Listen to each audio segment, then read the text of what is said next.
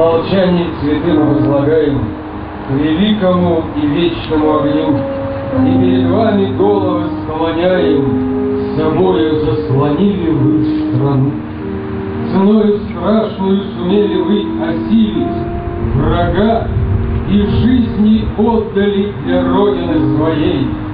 И в этот день свободная Россия чтит память павших сыновей и дочерей.